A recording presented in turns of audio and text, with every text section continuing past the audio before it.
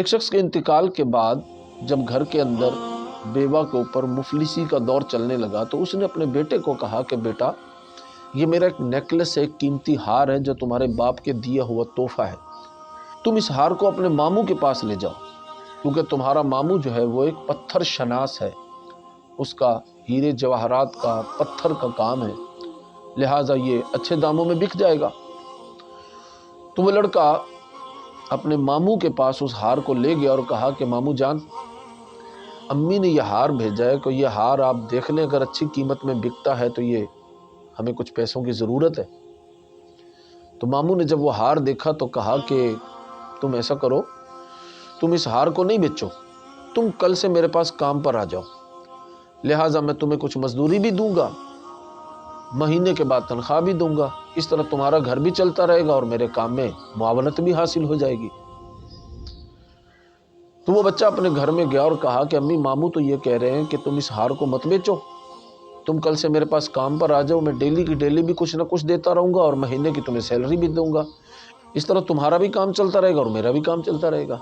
ماں نے کہا یہ تو بہت اچھی بات ہے، چلو کل سے تم ماموں کے پاس کام پہ چلے جاؤ۔ وہ بچہ ماموں کے پاس کام پر آ گیا اور کام کرنے لگا، یہاں تک کہ کام کرتا کرتا یہ بچہ بہت ماہر ہو گیا اور کہیں سے بھی پتھر شناس کے حوالے سے، پتھر کی پرکھ کے حوالے سے کہیں بلوایا جاتا تو ماموں اسی کو بھیج دیتے۔ کچھ عرصے کے بعد ماموں نے کہا کہ بیٹا یاد ہے کہ جب تم آئے تھے آج سے کچھ عرصہ پہلے تم ایک ہار لے کر آئے تھے،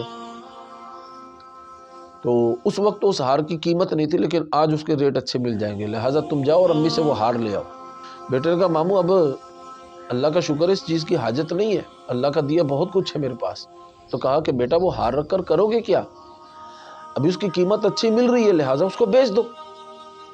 تو بیٹا جو ہے وہ امی کے پاس گیا اور کہا کہ امی وہ آپ کا ایک قیمتی نیکلس تھا، ہار تھا، اس کے ابھی ریٹ اچھے مل جائیں گے لہٰذا وہ آپ ہار مجھے دے دیں، میں اس کی قیمت لگوا لیتا ہوں۔ ماں نے کہا کہ بیٹا اب تو اس چیز کی حاجت تو نہیں ہے۔ کہا ماں اگر حاجت نہیں ہے تو رکھ کر کرنا بھی کیا ہے، چلو ہمارے کام آ جائے گا۔ ماں نے کہا چلو ٹھیک ہے۔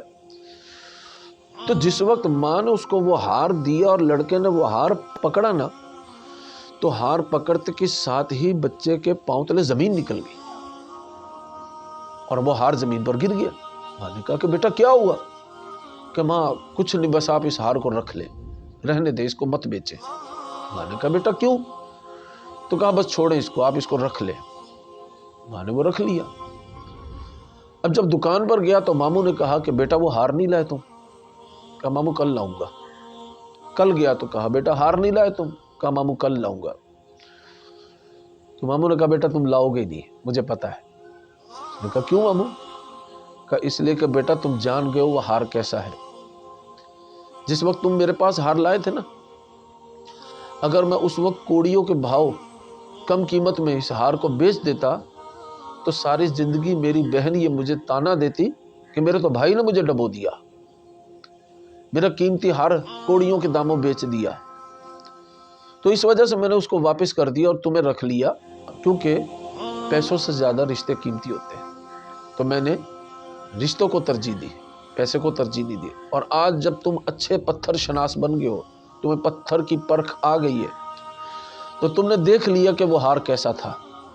حقیقت میں وہ قیمتی ہار نہیں تھا، وہ جعلی ہار تھا، لہٰذا اس وجہ سے تم کبھی بھی نہیں لاؤ گے۔ تو میں نے رشتے کو بچا لیا، پیسے کو ٹھکرا دیا۔ تو کہا کہ پیسہ اگر روٹ جائے تو واپس آ سکتا ہے، لیکن اگر رشتہ روٹ جائے نا تو پھر یہ واپس نہیں آتا۔